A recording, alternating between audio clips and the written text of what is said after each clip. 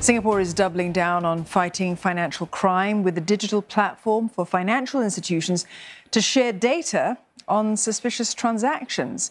Targeted to roll out in the second half of next year, it's part of global efforts on anti-money laundering and countering terrorist financing. Claudia Lim with this report.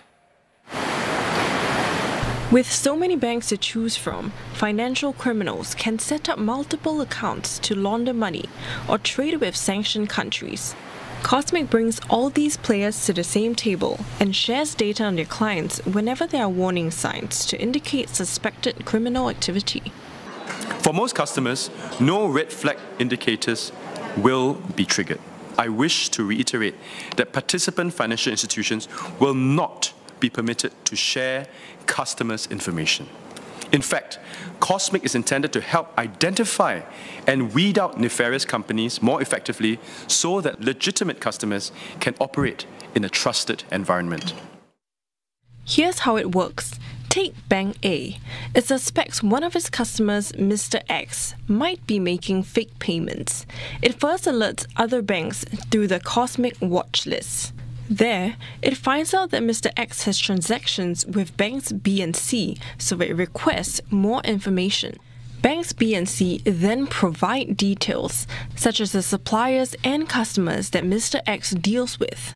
There are today restrictions on our ability to tell Bank B and Bank C about these cases.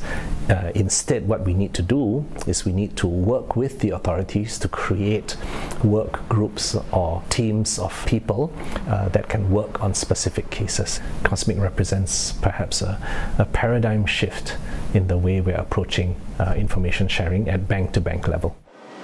To protect customers, those who have been flagged will be given a chance to explain their transactions.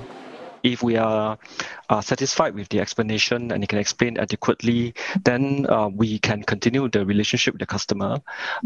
We may also put the customer under close monitoring, or in some cases, we may actually terminate the relationship with the customer.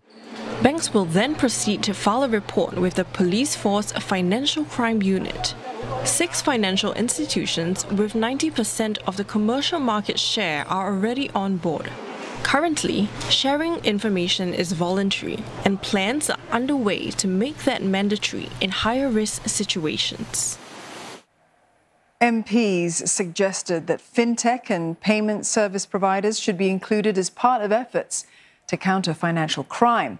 Others argued that smaller offshore and private banks would benefit more from information sharing and can provide the most insight. Adding a select group of such smaller offshore private banks into the startup group of FIs for Cosmic would be advisable.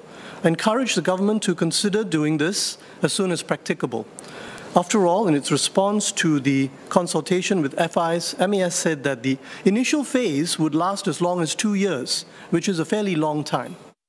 Cosmic will initially focus on the misuse of legal persons, as well as trade-based money, trade-based ML and proliferation financing.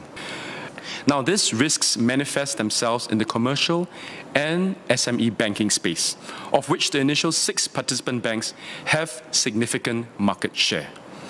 Fintech and digital payment firms are not currently operating at quite the same scale. However, MAS will consider expanding the scope of Cosmic to more banks and other financial institutions in other phases. Mr. Tan also assured MPs that the data stored on the Cosmic platform is secured with encryption, with access granted only to the central bank and the Police Force's Financial Crime Unit. And that's as some MPs raise concerns over the effectiveness of the platform when it comes to cross-border transactions. The fact alone that ML, TF, PF activities are often cross-boundary, cross-border in nature poses a significant challenge to the feasibility of the framework. As these activities tend to involve multiple banks or branches overseas, how does this bill aid in this aspect in getting overseas branches to share information? At present, financial institutions in Singapore can already disclose customer information for risk management purposes within the financial group, including with its overseas branches or subsidiaries. only on a need-to-know basis. This is to mitigate the risks of leakage and unauthorized disclosures and unintended legal risks to financial institutions that had shared the information.